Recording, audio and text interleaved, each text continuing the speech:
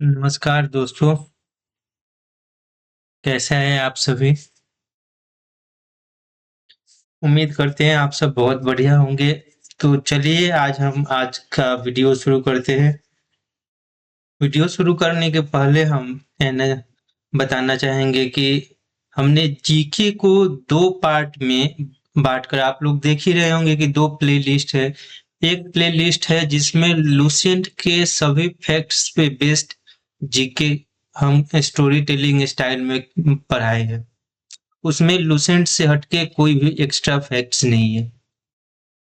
और दूसरा हम प्लेलिस्ट बना रहे हैं सब्जेक्ट वाइज, जैसे हिस्ट्री का, पॉलिटी का आप लोगों ने देखा हो 3 वीडियो मैंने डाला बहुत डिटेल्स में। तो ये जो सब्जेक्ट वाइज रहेंगे ये बहुत डिटेल्ड रहेंगे। तो इसलिए क्योंकि इनकी यूपीएससी स्तर या पीएससी स्तर कवर करने की कोशिश किया जाएगा इस नोट्स में। तो अगर आपको लुसेंट पे बेस्ड एग्जाम की ही तैयारी करनी है तो आप वही वीडियो देख सकते हैं लुसेंट वाला। और अगर डीप जानकारी चाहिए आपको तो फिर आप सब्जेक्ट वाइज जो प्लेलिस्ट बना है, जैसे पॉलिटी का बना है, हिस्ट्री का बना है, उसमें आप जाकर सब्जेक्ट वाइज डीप में नॉलेज ले सकते हैं।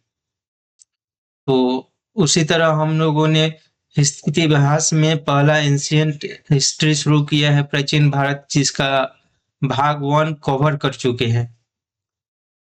अब भाग 2 पे आते हैं, जो वैदिक युग से धार्मिक धार्मिक क्रांति तक की महागाथा है। चलिए तो शुरू करते हैं। प्रस्तावना, जब सभ्यता ने नया रूप लिया। हड़प्पा सभ्यता वगैरह हम लोग पिछले वीडियो में कवर किए हैं। अगर आप लोग इस पिछले वीडियो को नहीं देखे हैं तो आपसे निवेदन है कि इस वीडियो के पहले जाके पिछले वीडियो को देखें। देखिए इतिहास इंटरकनेक्टेड रहता है। तो जब इतिहास ही नहीं, मेरा जो अनुभव है अभी तक का, मैंने जो अनुभव किया है उससे यही प्रतीत होता है कि हर चीज, हर सब्जेक्ट ही एक दूसरे से कनेक्टेड है।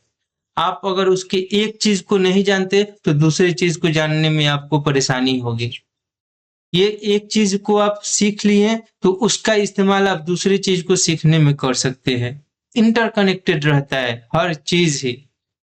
आप खुद कभी इस पे सोचिएगा और अनुभव कीजिएगा। तो चलिए शुरू करते हैं। नमस्कार मित्रों, कल्पना कीजिए आप 3500 साल पहले के भारत में खड़े हैं। पीछे मुड़कर देखते हैं तो हड़प्पा और मोहनजोदड़ो के भव्य शहर धीरे धीरे खंडहर में बदल रहे हैं। सरस्वती नदी सूख रही है। लोग पूर्व की ओर पलायन कर रहे हैं। लेकिन आगे देखते हैं तो एक नई सभ्यता का उदय हो रहा है, जो है वैदिक सभ्यता, जो आने वाले हजारों सालों तक भारतीय संस्कृति की रीढ़ बनेगी।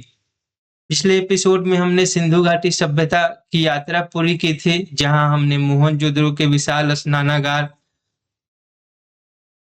हड़प्पा के अन्न भंडार और लोथल के गोदीबारी को देखा था। आज हम एक नया अध्याय में प्रवेश करेंगे, जो है वैदिक युग। इसका समय काल था 1500 से 600 ईसा पूर्व तक, जो भारतीय सभ्यता का सबसे महत्वपूर्ण काल था। यह वह समय था जब वेदों की रचना हुई, जब संस्कृत भाषा विकसित हुई, जब जाति व्यवस्था की नींव रखी गई और जब भारतीय दर्शन के बीज बोए गए। इस यात्रा में हम देखेंगे कि कैसे एक सरल पशुपालक समाज धीरे धीरे जटिल कृषि समाज में बदल गया, कैसे छोटे जनजातीय समूह शक्तिशाली राज्यों में बदले, और सबसे महत्वपूर्ण कैसे 6ठी शताब्दी ईसा पूर्व में एक धार्मिक क्रांति ने पूरे भारत को हिला दिया।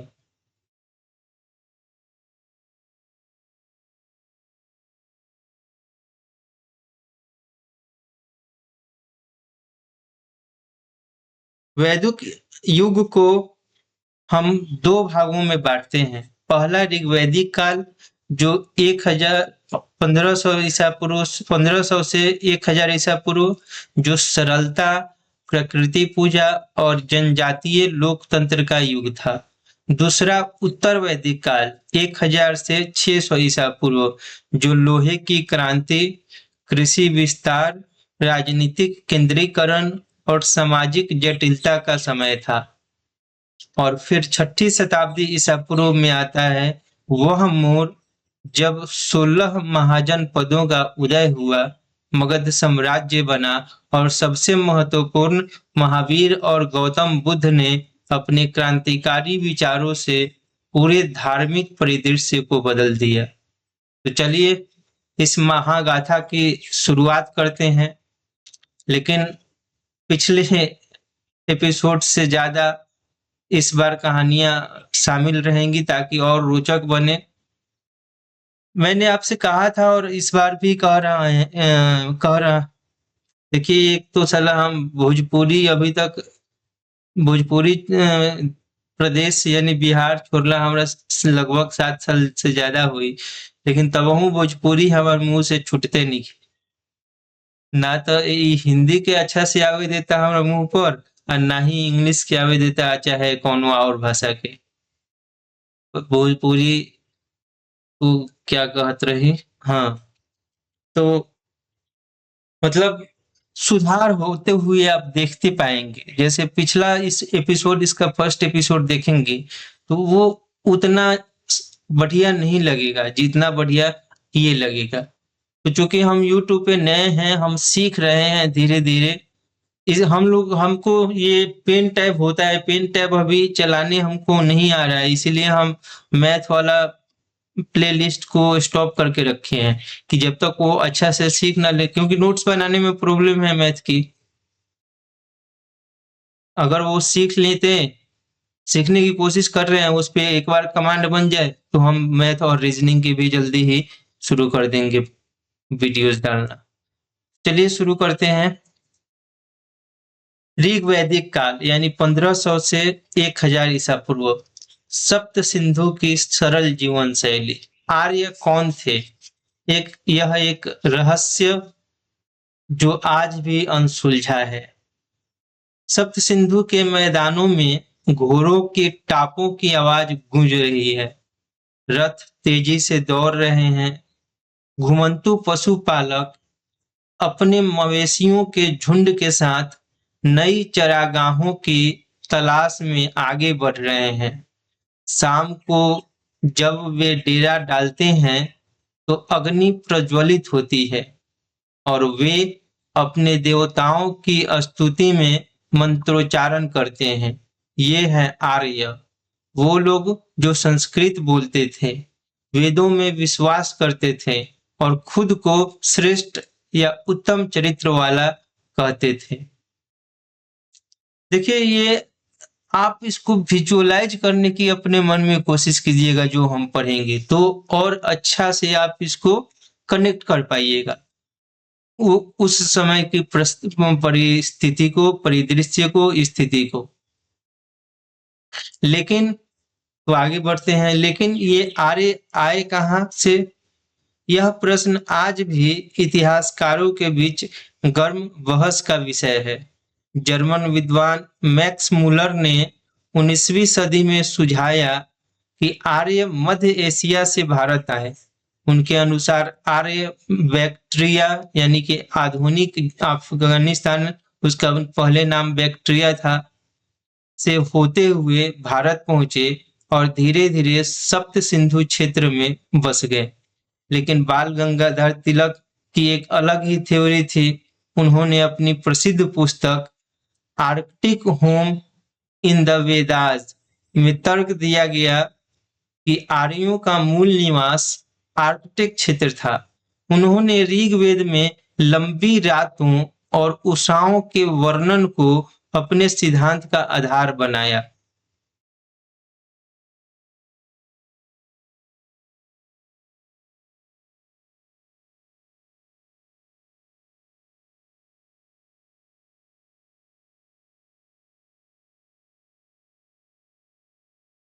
कुछ भारतीय विद्वान इससे भी आगे जाकर कहते हैं कि आर्य भारत के ही मूल निवासी थे।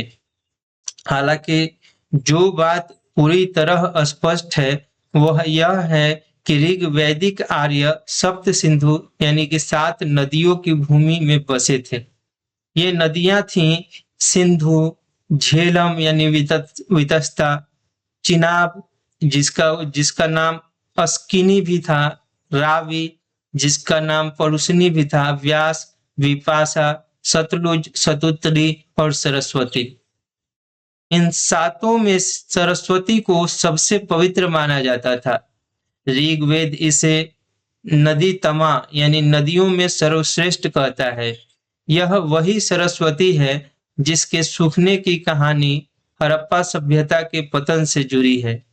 ऋग्वेद में गंगा का केवल एक बार और यमुना का केवल 2 बार उल्लेख मिलता है, जो बताता है कि उस समय तक आर्यों ने पूर्वी भारत में प्रवेश नहीं किया था। आइए आगे देखते हैं 10 राज्य युद्ध। ऋग्वेद का महाभारत भी इसे कहते हैं।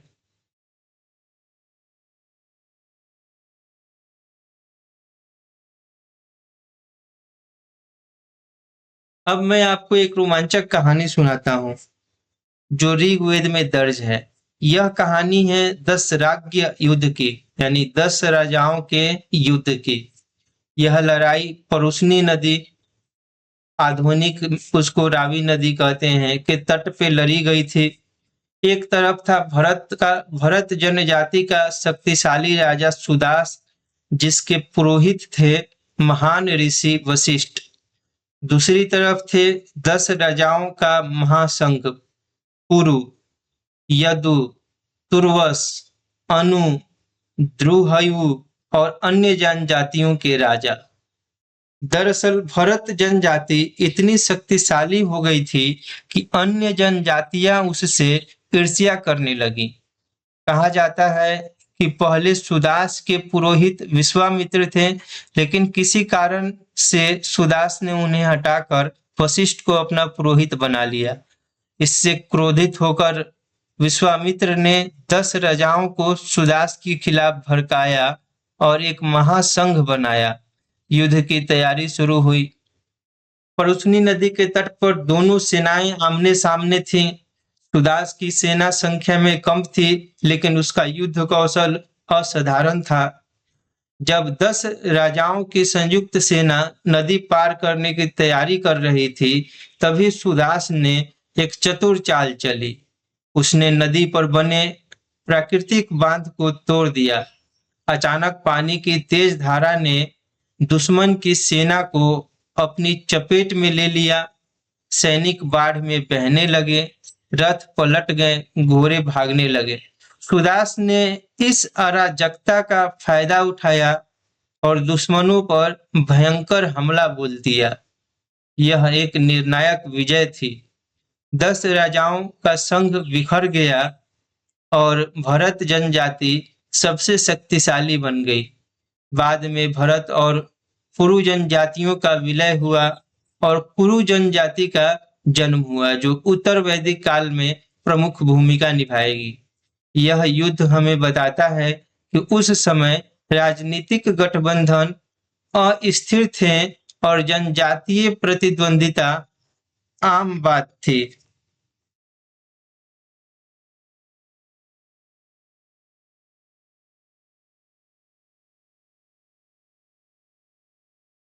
राजनीतिक संगठन जब लोकतंत्र फलता फूलता था।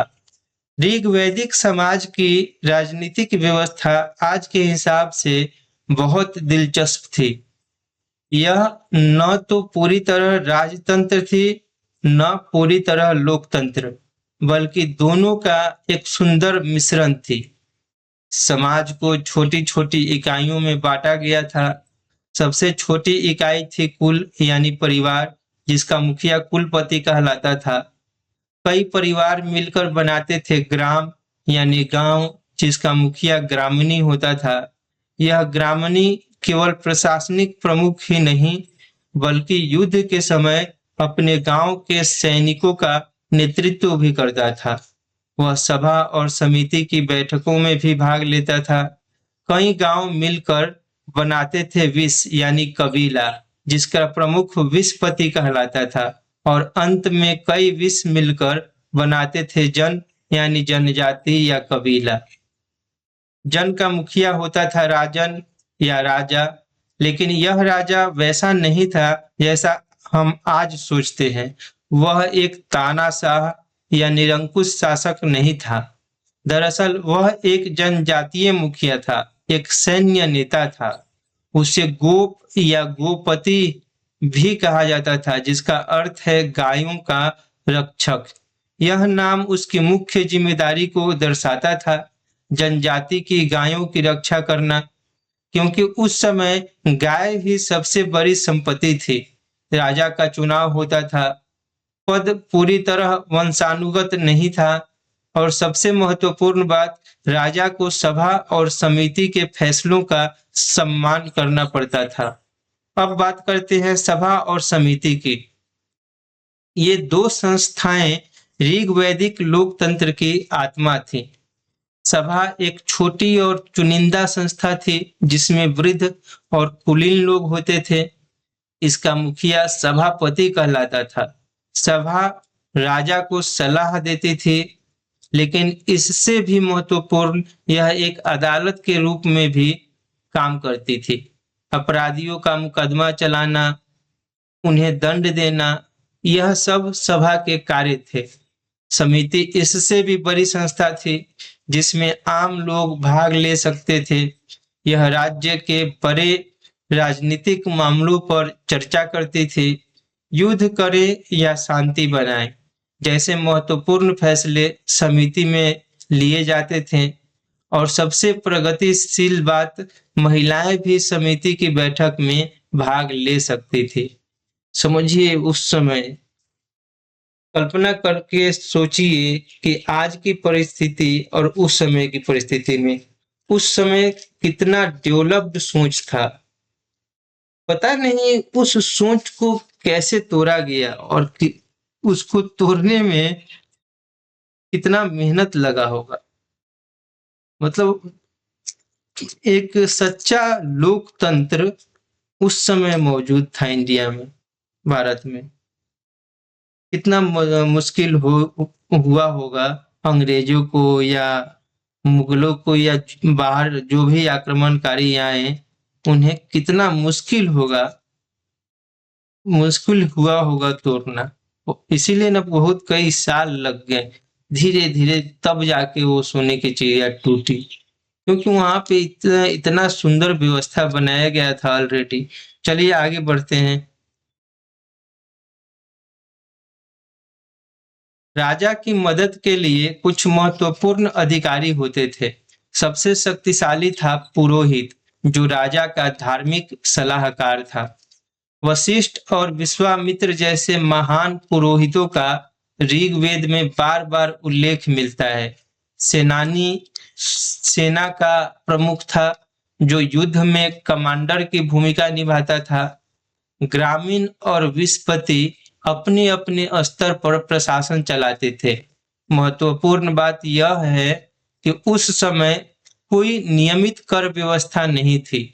राजा को लोग बलि यानी स्वैच्छिक भेंट देते थे, और युद्ध में जीती गई संपत्ति भी राजकोष का हिस्सा बनती थी। सामाजिक जीवन, समानता और सम्मान का युग। आइए देखते हैं।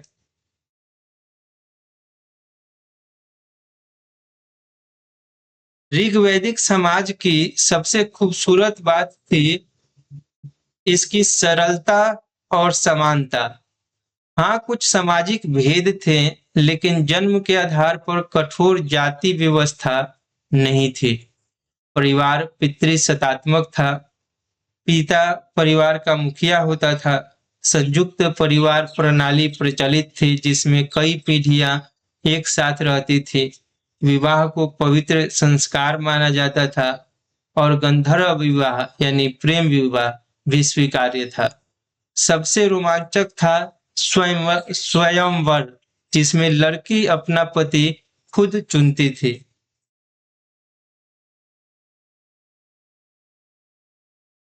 महिलाओं की स्थिति के बारे में एक कहानी सुनाता हूँ।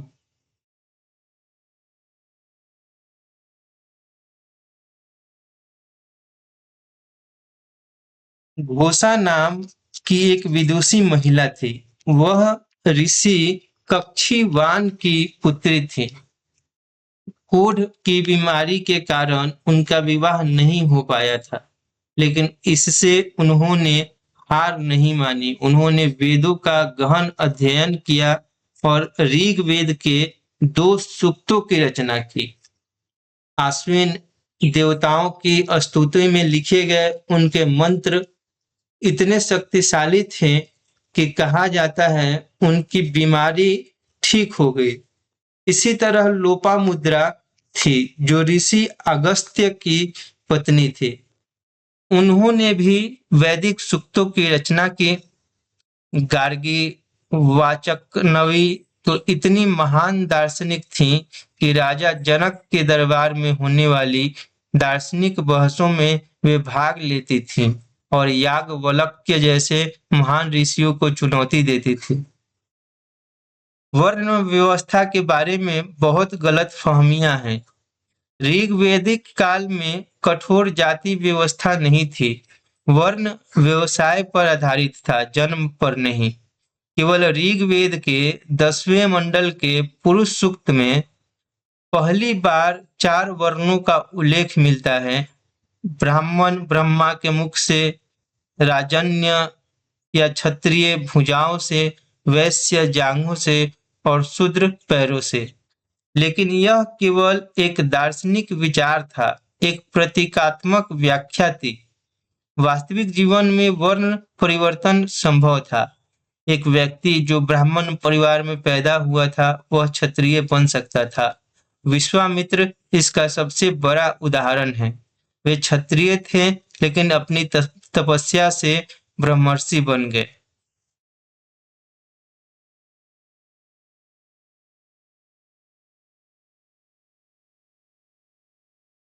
लेकिन समाज में एक स्पष्ट विभाजन था, आर्य और दास या दस्युओं के बीच। दास और दस्यु गैर आर्य लोग थे, संभवतः मूल निवासी। ऋग्वेद उन्हें अनस यानी चपटी नाक वाले, कृष्णवर्ण काले रंग के और अव्रत वैदिक अनुष्ठान न करने वाले कहता है। आर्यों और दासों के बीच गविष्ठी यानी गायों के लिए युद्ध होते रहते थे। एक और समूह था पन्नी, जो व्यापारी थे। ऋग्वेद में एक रोचक कहानी है कि कैसे पन्नियों ने आर्यों की गायों को चुरा लिया और एक गुफा में छिपा दिया। देवता इंद्र ने शर्मा नाम की कुतिया को भेजा, जिसने गायों को ढूंढ लिया।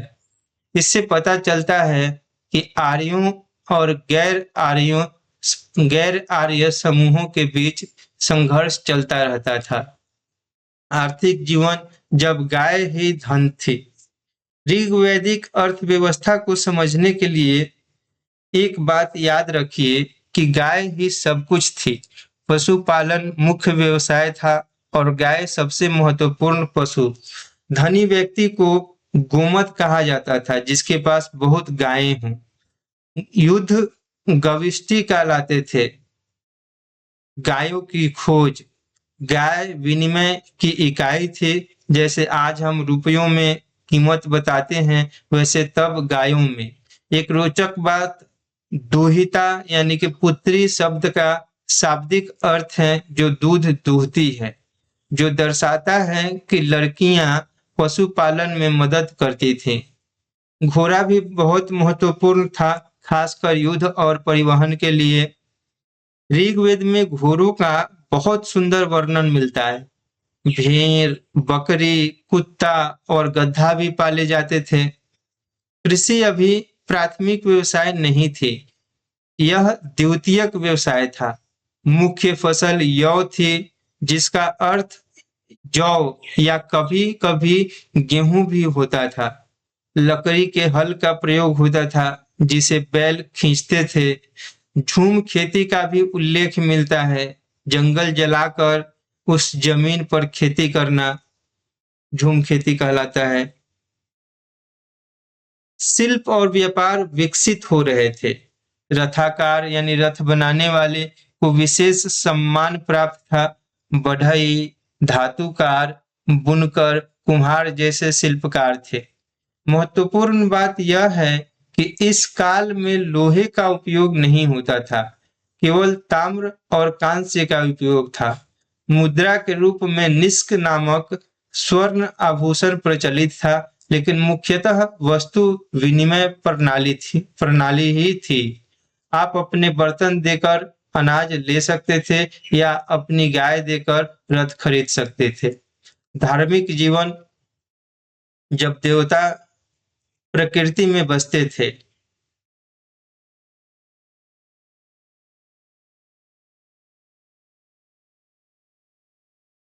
ऋग वैदिक धर्म की सबसे खूबसूरत बात यह थी कि यह प्रकृति से जुड़ा हुआ था। लोग प्राकृतिक शक्तियों को देवता मानते थे। सूरज देवता थे, हवा देवता थी, आग देवता थी, वर्षा देवता थी।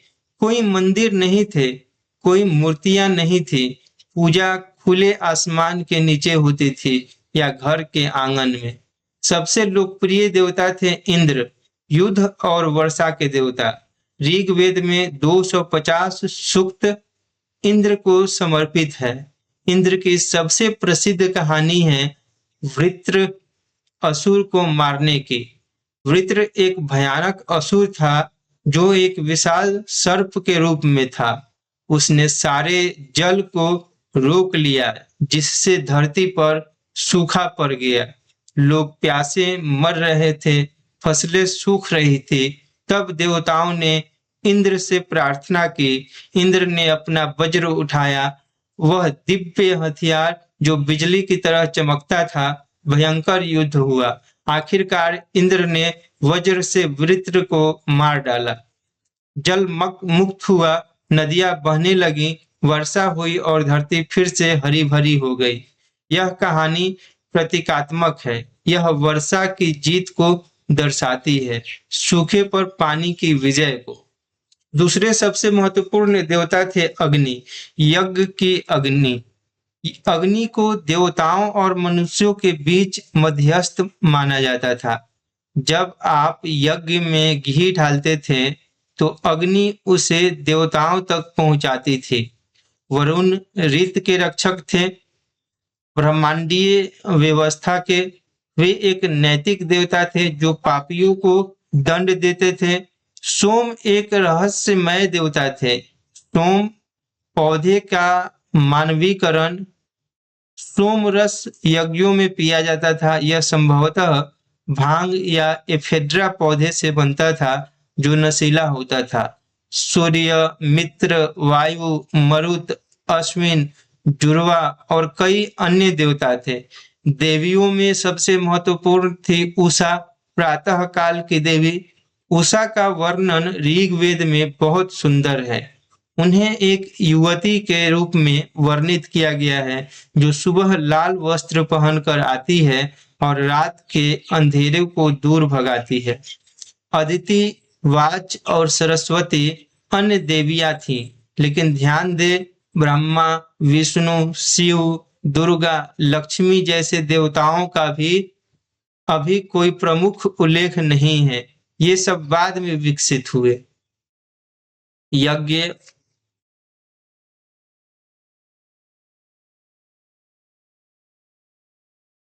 यज्ञ और पूजा बहुत सरल थी। लोग अग्नि प्रज्वलित करते, घी और दूध की आहुति देते और मंत्रों का उच्चारण करते। कभी-कभी पशुओं की बलि भी दी जाती थी, लेकिन गाय की बलि नहीं। सोम रस का पान होता था। 7 प्रकार के पुरोहित यज्ञ करवाते थे और उन्हें दक्षिणा दी जाती थी। धर्म नैतिकता से जुड़ा था। सत्य बोलना, अच्छे कर्म करना, रीत का पालन करना। लेकिन पूर्ण जन्म, मोक्ष, कर्म सिद्धांत जैसी जटिल अवधारणाएं अभी पूर्ण रूप से विकसित नहीं हुई थी। अब आइए उत्तर वैदिक काल, 1000 से 600 ईसा पूर्व, लोहे की क्रांति और परिवर्तन का युग। लोहा आया और सब कुछ बदल गया। कल्पना कीजिए, आप 1000 ईसा पूर्व के आसपास है, यानी आज से 3000 साल, 3500 साल पहले। सोचो, अचानक आज यही है, उस समय सोचिए, अचानक एक नई धातु का आविष्कार होता है, लोहा। यह ताम्र और कांस्य से कहीं अधिक मजबूत है। इसकी धार तेज है, यह टूटती नहीं है। धीरे धीरे लोग इससे हल बनाने लगते हैं, कुदाल बनाने लगते हैं, हथियार बनाने लगते हैं, और फिर होता है एक चमत्कार। वे घने जंगलों को काटने लगते हैं। जो जंगल पहले अभेद्य थे, वे अब कृषि भूमि में बदल जाते हैं। गंगा के मैदानों के घने वन धीरे धीरे साफ होने लगते हैं। नई बस्तियां बसने लगती है, कृषि उत्पादन बढ़ता है, जनसंख्या बढ़ती है और सभ्यता एक युग में प्रवेश करती है। यही है लोहे की क्रांति, जिसने उत्तर वैदिक काल को परिभाषित किया। वैदिक साहित्य में लोहे को श्याम अयस या कृष्ण अयस, जिस यानी कि काली धातु कहा गया है, जो पुराने लोहित अयस यानी लाल धातु यानी कि तांबा से अलग था। यजुर्वेद और ब्राह्मण ग्रंथों में लोहे का स्पष्ट उल्लेख मिलता है। पुरातत्वविदों ने इस काल को पेंटेड ग्रे वेयर संस्कृति भी कहा है, क्योंकि इस समय धूसर रंग के मिट्टी के बर्तन बनाए जाते थे, जिन पर काली पेंटिंग होती थी। हस्तिनापुर, अहिक्षत्र, आलमगीरपुर जैसे स्थलों पर इन बर्तनों के साथ लोहे के औजार भी मिले हैं।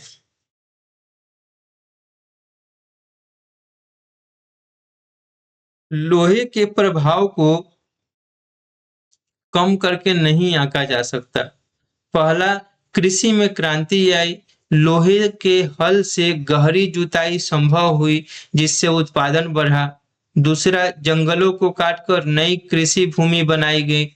तीसरा, लोहे के हथियारों से युद्ध में फायदा मिला। चौथा, शिल्प और व्यापार में सुधार हुआ। पांचवा और सबसे महत्वपूर्ण, अधिक उत्पादन से राज्यों को अधिक राजस्व मिला, जिससे वे शक्तिशाली बने। यही कारण है कि उत्तर वैदिक काल में छोटे जनजातीय समूहों के स्थान पर बड़े राज्यों का उदय हुआ। अब आइए भौगोलिक विस्तार। जब आर्य पूरब गए,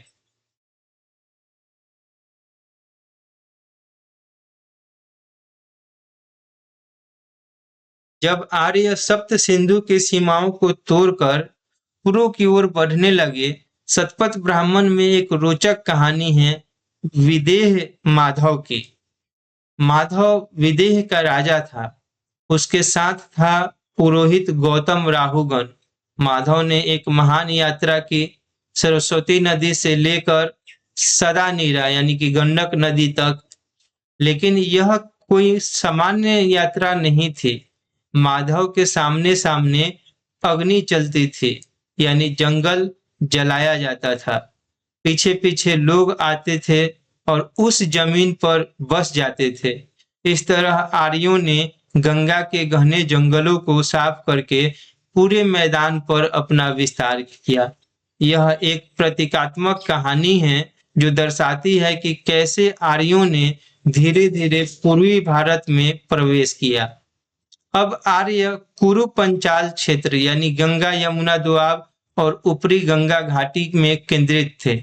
आगे उन्होंने कौशल, काशी, विदेह, मगध, अंग और वंग जैसे क्षेत्रों में विस्तार किया।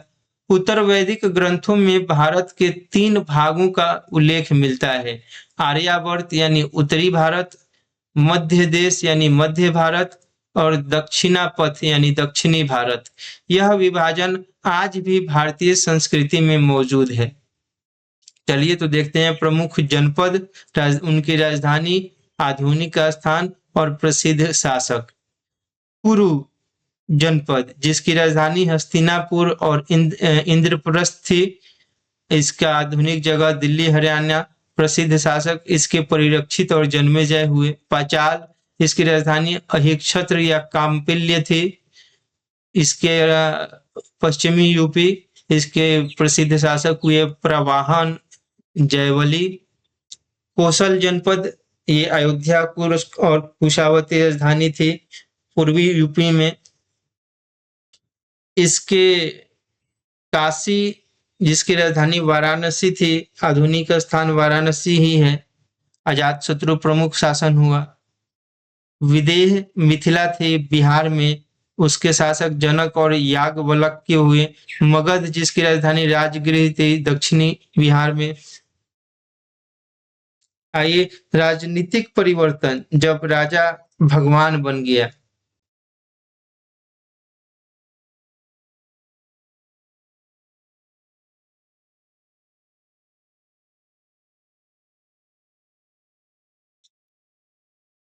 उत्तर वैदिक काल में राजनीतिक व्यवस्था में नाटकीय परिवर्तन हुए। ऋग वैदिक काल का वह लोकतांत्रिक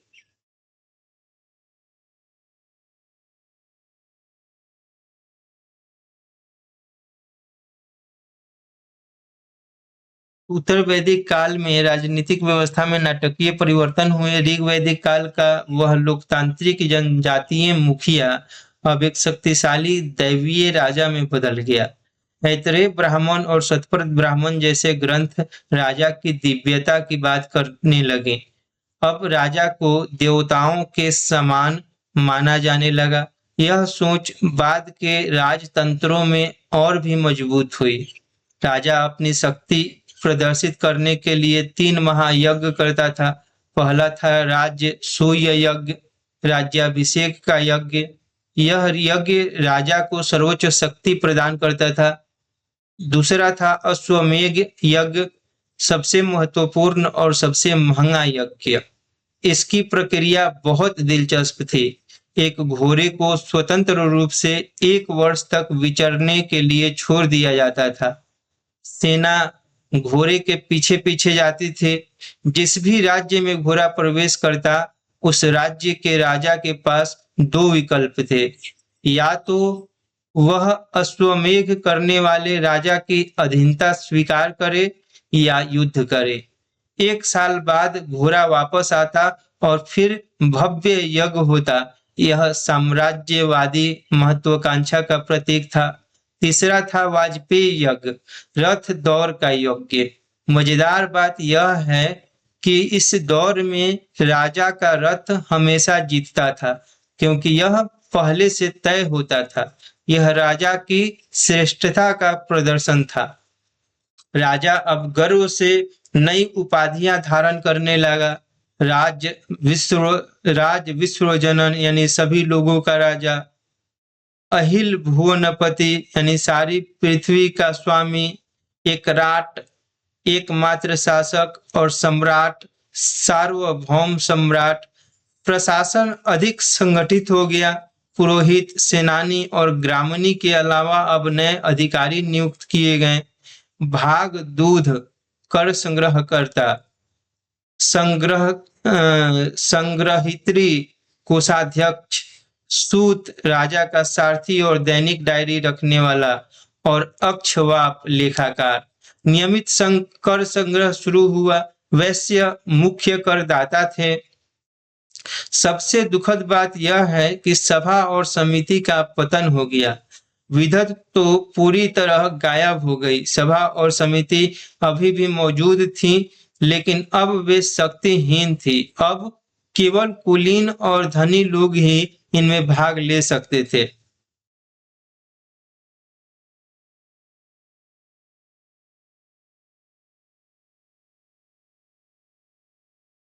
महिलाओं को बाहर कर दिया गया। वे राजा के निर्णयों को चुनौती नहीं दे सकती थी।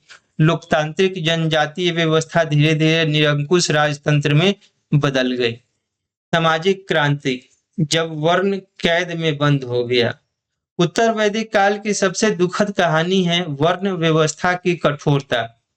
वह लचीली कर्म आधारित व्यवस्था अब जन्म आधारित कठोर व्यवस्था में बदल गई। पुरुष सूक्त को बार बार उद्धृत किया जाने लगा, जैसे यह कोई दैवीय आदेश हो।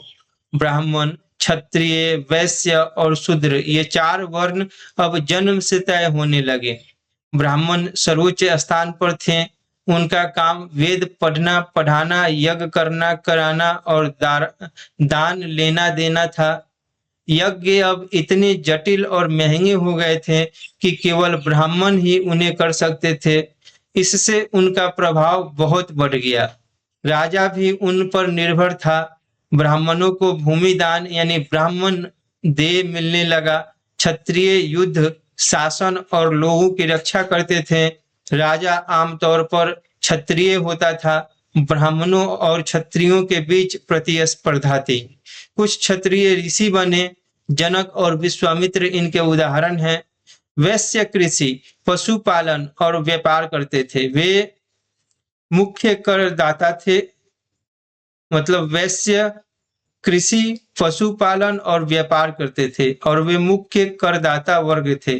धनी वैश्यों को श्रेष्ठ कहा जाता था, लेकिन उनकी सामाजिक स्थिति गिरती गई और सबसे दुखद थी शूद्रों की स्थिति।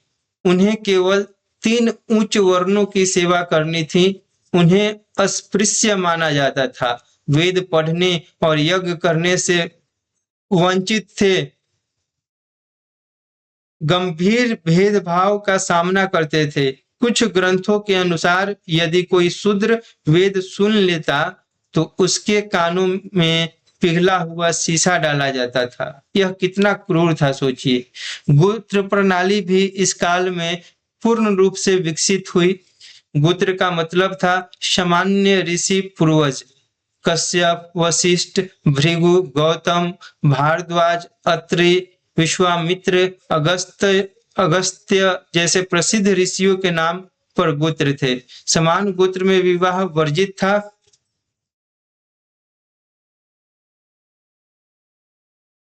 यदि कोई अपने गोत्र में विवाह करता तो चंद्रायन प्रायश्चित करना पड़ता था। एक कठोर तपस्या। धीरे धीरे, हाँ, अभी 10 मिनट का और टाइम लगी, चिढ़ो मत।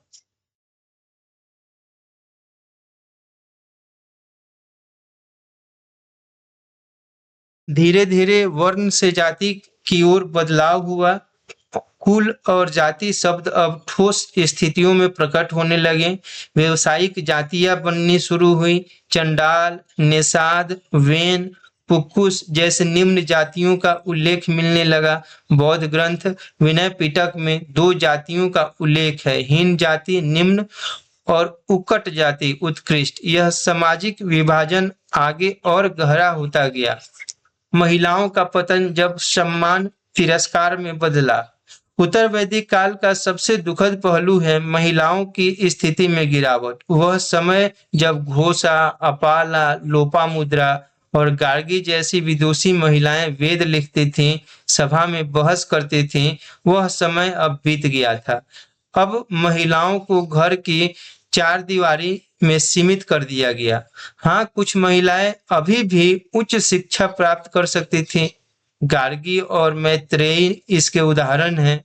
गार्गी वाचक्वानी की कहानी गार्गी वाचक्वानी की कहानी बहुत प्रेरणादायक है। राजा जनक के दरबार में एक बार एक बड़ी दार्शनिक बहस हुई। सभी महान ऋषि उपस्थित थे। गार्गी ने याज्ञवल्क्य से कठिन प्रश्न पूछे, ब्रह्मांड की उत्पत्ति के बारे में, आत्मा के बारे में। याज्ञवल्क्य ने उनकी बुद्धिमत्ता की प्रशंसा की, लेकिन ये अपवाद थे, नियम नहीं। अधिकांश महिलाओं को वेद पढ़ने से रोका गया। उन्हें व्यक्तिगत संपत्ति के रूप में देखा जाने लगा। उन्हें पासे पर दांव पर भी लगाया जा सकता था। एक पाठ में महिलाओं को पासे और शराब के साथ एक दोष कहा गया है। दूसरे पाठ में दुहिता अपत्यम यानी बेटी को सभी दुखों का स्रोत कहा गया। पुत्र की कामना की जाती थी, बेटी की नहीं।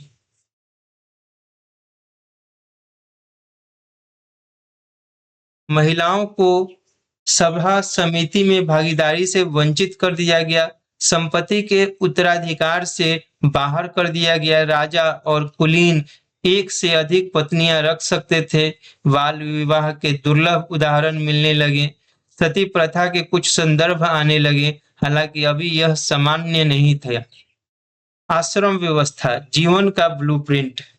उत्तर वैदिक काल में 4 आश्रम प्रणाली विकसित हुई जो जीवन को 4 चरणों में बांटती थी। पहला था ब्रह्मचर्य आश्रम, जो कि 0 से 25 वर्ष, जब व्यक्ति को गुरुकुल में रहकर वेदों और अन्य विद्याओं का अध्ययन करना होता था। उपनयन संस्कार के साथ यह आश्रम शुरू होता था। यह संस्कार केवल द्विज यानी ब्राह्मण, क्षत्रिय, वैश्य जातियों के लिए था। गुरु के घर में रहकर उनकी सेवा करते हुए विद्यार्थी ज्ञान प्राप्त करते थे।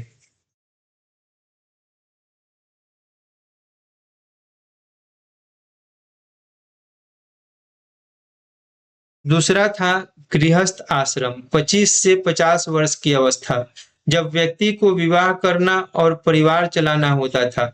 उसे 3 पुरुषार्थों को पूरा करना होता था।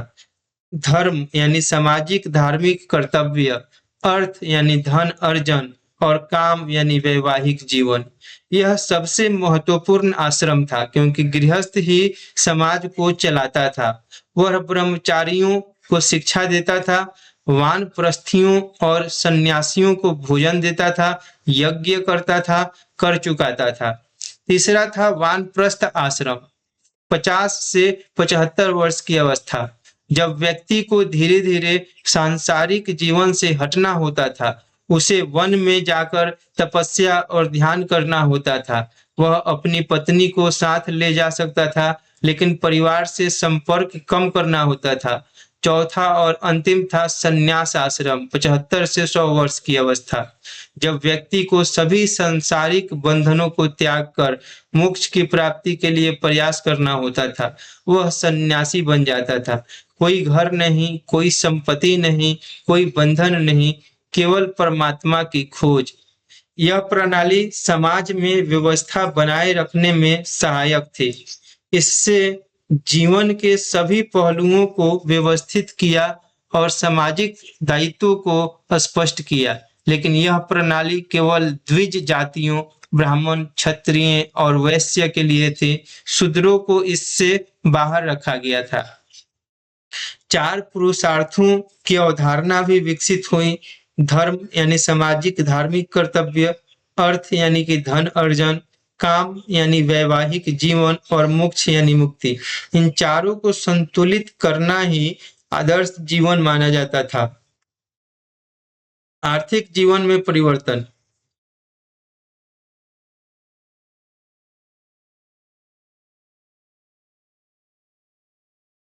उत्तर वैदिक काल में कृषि मुख्य व्यवसाय बन गई। पशुपालन अभी भी महत्वपूर्ण था, लेकिन खेती ने प्राथमिकता ले ली। धान की खेती बहुत लोकप्रिय हो गई और गेहूं, जौ, दालें भी उगाई जाती थी। लोहे के हल ने उत्पादन में भारी वृद्धि की। सिंचाई की व्यवस्था विकसित हुई। नहरें, कुएं, तालाब बनाए गए। शिल्प और व्यापार भी विकसित हुए। रथकार, बढ़ई, धातुकार, बुनकर, कुम्हार, ये सब अब विशेषज्ञ बन गए। व्यापार बढ़ा और कुछ लोग बहुत धनी हो गए। धन की असमानता बढ़ने लगी। धार्मिक परिवर्तन, बलिदान का युग। उत्तर वैदिक काल में धर्म बहुत जटिल हो गया। यज्ञ और बलिदान अत्यधिक महंगे और विस्तृत हो गए। राजसूय, अश्वमेध, वाजपेयी जैसे विशाल यज्ञों में हजारों पशुओं की बलि दी जाती थी। ब्राह्मणों का प्रभुत्व चरम पर था। उन्होंने सैकड़ों मंत्र और अनुष्ठान बनाए। दक्षिणा के रूप में वे भारी धन, गाय, सोना, वस्त्र प्राप्त करते थे। प्रजापति रुद्र और विष्णु जैसे देवता महत्वपूर्ण हो गए। इंद्र और अग्नि का महत्व कम हुआ। कुछ प्रतीकात्मक वस्तुओं की पूजा शुरू हुई और मूर्ति पूजा के संकेत मिलने लगे। लेकिन इस ब्राह्मणवादी प्रभुत्व के खिलाफ प्रतिक्रिया भी शुरू हुई। 6ठी शताब्दी ईसा पूर्व के आसपास उपनिषदों की रचना हुई। ये दार्शनिक ग्रंथ यज्ञों की आलोचना करते थे और आत्म ब्रह्म के ज्ञान पर जोर देते थे। कई क्षत्रिय राजाओं ने इस विचारधारा को संरक्षण दिया। जनक और याज्ञवल्क्य जैसे महान दार्शनिक इसी काल के हैं। चलिए तो तीसरा पाठ देखते हैं। 6ठी शताब्दी ईसा पूर्व यानी धार्मिक क्रांति का युग। एक नई दुनिया का जन्म, 16 महाजनपद। अब हम पहुंचते हैं भारतीय इतिहास के सबसे रोमांचक मोड़ पर, 6ठी शताब्दी ईसा पूर्व। यह वह समय था जब पूरा उत्तर भारत राजनीतिक, आर्थिक, सामाजिक और धार्मिक परिवर्तनों की आंधी से गुजर रहा था। लोहे का व्यापक उपयोग, कृषि का विस्तार, नए शहरों का उदय, व्यापार की वृद्धि, इन सब ने मिलकर एक नई सभ्यता को जन्म दिया। बौद्ध ग्रंथ अंगुत्तर निकाय में इस समय के 16 महाजनपदों यानी महान राज्यों का उल्लेख मिलता है। ये थे अंग, मगध, काशी, कौशल, वजी, मल्ल, चेदी, वत्स, कुरु, पांचाल, मत्स्य, सूरसेन, अश्मक, अवंती, गांधार और कंबोज।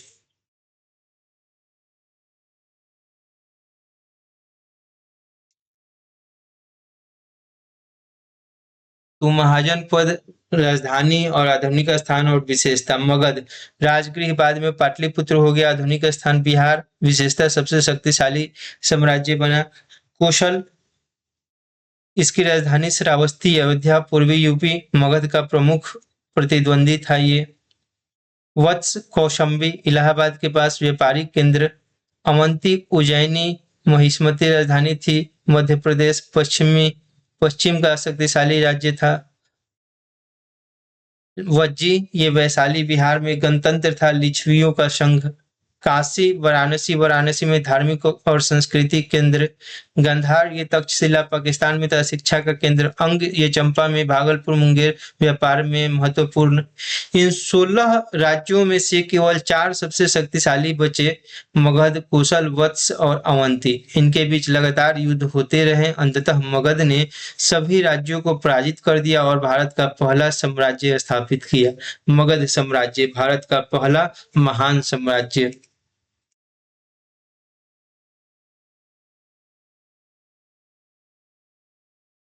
मगध की कहानी रोमांचक है। महत्वाकांक्षा, कूटनीति और युद्ध कौशल की कहानी है। यह आज के बिहार के पटना, गया और शाहाबाद जिलों में फैला था। इसकी पहली राजधानी राजगृह, जो कि आधुनिक राजगीर थी, जो 5 पहाड़ियों से घिरी हुई थी और लगभग अजेय थी। मगध क्यों बना सबसे शक्तिशाली?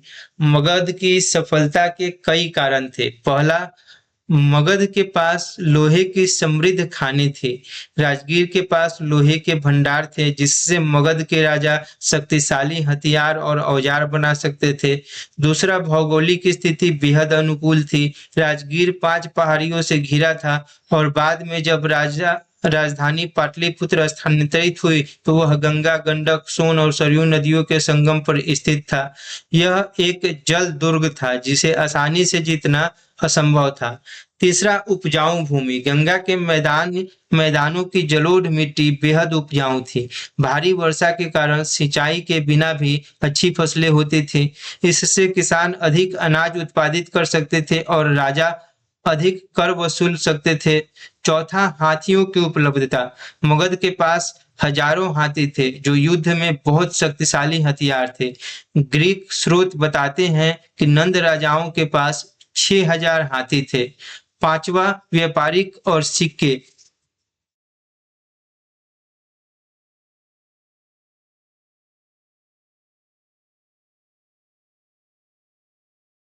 पांचवा, व्यापार और सिक्के। मगध के शहरों में व्यापार फल फूल रहा था। सिक्कों के उपयोग से व्यापार बढ़ा और राजाओं को कर से अधिक धन मिला। छठा, अपरंपरागत समाज। मगध में किरात और मगध जैसी जनजातियां रहती थीं, जिन्हें ब्राह्मणवादी परंपरा में नीच माना जाता था। लेकिन यही कारण था कि यहाँ रूढ़िवादी बंधन कम थे और नए विचारों को स्वीकार करना आसान था। बिंबिसार, कूटनीति का सम्राट।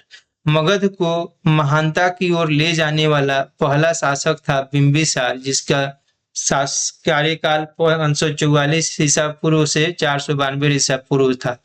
ये हर्यक वंश का था।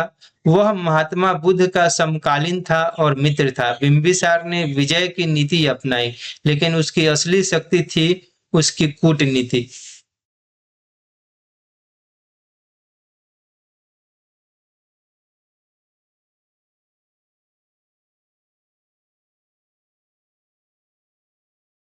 उसने वैवाहिक गठबंधनों का शानदार उपयोग किया। उसकी पहली पत्नी कौशल के राजा प्रसेनजीत की बहन कौशल देवी थी। दहेज में उसे काशी का एक गांव मिला जो 1 लाख की आय देता था। यह विवाह मगध के लिए बेहद लाभदायक साबित हुआ, क्योंकि कौशल मगध का सबसे बड़ा प्रतिद्वंदी था। इस गठबंधन ने कौशल को तटस्थ कर दिया। बिंबिसार की दूसरी पत्नी चेल्लन्ना वैशाली की लिच्छवी राजकुमारी थी। यह विवाह उत्तरी सीमा को सुरक्षित करने के लिए किया गया। तीसरी पत्नी पंजाब के मद्र कबीले के प्रमुख की पुत्री थी। इन तीनों विवाहों ने बिंबिसार को कूटनीतिक रूप से मजबूत बना दिया। सैन्य रूप से बिंबिसार ने अंग राज्य को जीत लिया और उसे चंपा में अपने पुत्र अजातशत्रु के अधीन रखा। उसका साम्राज्य 80,000 गांवों तक फैला था। बिंबिसार ने लगभग 52 वर्षों तक शासन किया। अजातशत्रु महत्वाकांक्षा का प्रतीक। बिंबिसार का पुत्र अजातशत्रु 492 से 460 ईसा पूर्व सिंहासन पर बैठा, लेकिन कैसे? उसने अपने ही पिता को मार डाला और सत्ता हथिया ली। यह पितृ हत्या उसके चरित्र की क्रूरता को दर्शाती है, लेकिन साथ ही उसकी महत्वाकांक्षा को भी। अजातशत्रु ने आक्रामक विस्तार की नीति अपनाई। सबसे पहले उसने कौशल से युद्ध किया। लंबा संघर्ष चला, लेकिन अंततः अजातशत्रु ने कौशल के राजा को हरा दिया। कौशल के राजा को शांति खरीदनी पड़ी। उसने अपनी बेटी अजातशत्रु से ब्याह दी और काशी उसके हाथों सौंप दिया। दूसरा बड़ा युद्ध था वैशाली के लिच्छवियों के खिलाफ।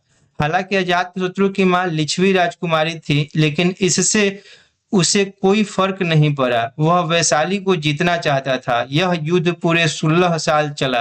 अजातशत्रु ने लिच्छवियों के बीच फूट डालने की नीति अपनाई।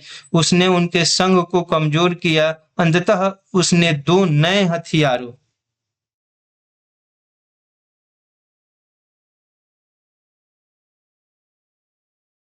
का उपयोग किया। एक महारथ जिसमें गद्दा लगी हुई थी और एक रथ यस रथ स, रथ सक, रथ रथ सक, रथ सकटिका कटिका रथ कटिका, जो पत्थर फेंकने वाली मशीन थी,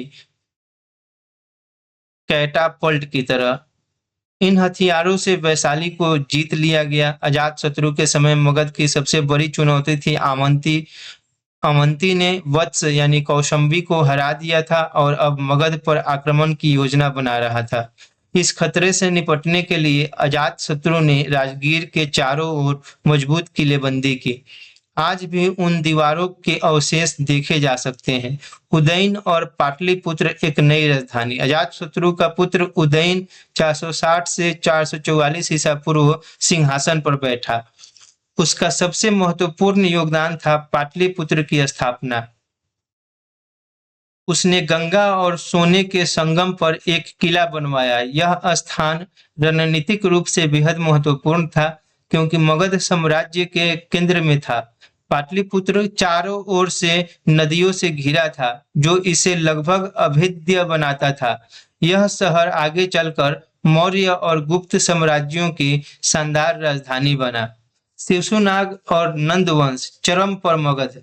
शिशुनाग वंश ने मगध पर शासन किया और उसकी सबसे बड़ी उपलब्धि थी अवंती को हराना। 100 साल पुरानी प्रतिद्वंदिता अंततः समाप्त हुई और अवंती मगध साम्राज्य का हिस्सा बन गया।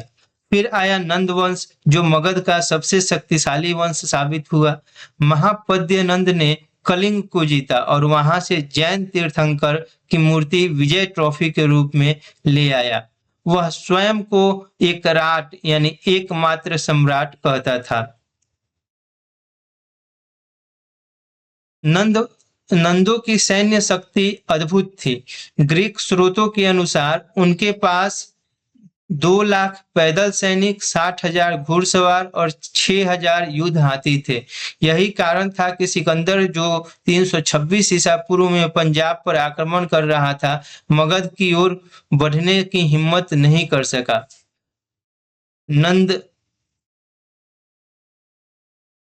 नंद राजाओं के पास अपार धन था। उन्होंने एक प्रभावी कर प्रणाली विकसित की थी, लेकिन बाद के नंद शासक कमजोर और अलोकप्रिय हो गए। अंततः चंद्रगुप्त मौर्य और चाणक्य ने नंदों के खिलाफ जन आंदोलन शुरू किया और उन्हें सत्ता से हटा दिया। धार्मिक क्रांति, जैन धर्म और बौद्ध धर्म का उदय। 6ठी शताब्दी ईसा पूर्व केवल राजनीतिक उथल पुथल का समय नहीं था, यह धार्मिक क्रांति का भी युग था। पूरे उत्तर भारत में 62 से अधिक धार्मिक संप्रदाय उभरे, जिनमें से 2 जैन धर्म और बौद्ध धर्म सबसे महत्वपूर्ण साबित हुए। क्यों हुई क्रांति? ये कई कारण थे। पहला, वर्ण व्यवस्था की कठोरता। समाज अब जन्म के आधार पर 4 कठोर वर्णों में बट गया था। ब्राह्मणों ने असीमित विशेषाधिकार प्राप्त कर लिए थे, जबकि शूद्रों के साथ अमानवीय व्यवहार किया जाता था। यह असमानता असहनीय हो गई थी। दूसरा, यज्ञों की विस्तृतता और खर्च। यज्ञ इतने जटिल, महंगे और हिंसक हो गए थे कि आम लोग उनमें भाग नहीं ले सकते थे। हजारों पशुओं की बलि दी जाती थी। यह अनैतिक और अव्यवहारिक दोनों लगने लगा। तीसरा, ब्राह्मणों का वर्चस्व। ब्राह्मणों ने धर्म पर एकाधिकार कर लिया था। वे दावा करते थे कि केवल वे ही वेदों को समझ सकते हैं और केवल उन्हीं के माध्यम से मोक्ष संभव है। यह अन्य वर्णों के लिए अपमानजनक था। चौथा, वैदिक साहित्य की दुरूहता। वेद संस्कृत में लिखे गए थे, जो केवल ब्राह्मणों को आते थे। आम लोगों को अपने धर्म को समझने के लिए एक सरल भाषा और स्पष्ट शिक्षाओं की आवश्यकता थी। पांचवा, सामाजिक आर्थिक परिवर्तन। नए शहरों में व्यापारी और शिल्पकार समृद्ध हो रहे थे, लेकिन वर्ण व्यवस्था में उन्हें उचित सम्मान नहीं मिलता था। क्षत्रिय शासक भी ब्राह्मणों के वर्चस्व से नाखुश थे। इन सभी कारणों से समाज में गहरी बेचैनी थी और लोग एक नए सरल समतावादी धर्म की तलाश में थे। चलिए, तो इसी के साथ इस अध्याय को खत्म करते हैं। अगला एपिसोड का प्रीव्यू, अगले एपिसोड में हम महावीर स्वामी और गौतम बुद्ध की जीवन कहानियों को विस्तार से जानेंगे। कैसे एक राजकुमार ने महल छोड़कर 12 साल तपस्या की, बोध गया में बोध वृक्ष के नीचे क्या हुआ, महावीर ने क्यों कहा कि आत्मा अमर है और कर्म ही सब कुछ, बुद्ध ने दुख के कारण और निवारण के बारे में क्या कहा, इन दोनों महान धर्मों ने भारतीय समाज को कैसे बदल दिया, और सिकंदर का भारत पर आक्रमण और पोरस के साथ हाइड स्पीच का महान युद्ध, यह सब अगले एपिसोड में। अगली बार मिलेंगे इतिहास की और रोमांचक कहानियों के साथ। इसी के साथ जय हिंद, जय भारत, जय बिहार, जय झारखंड।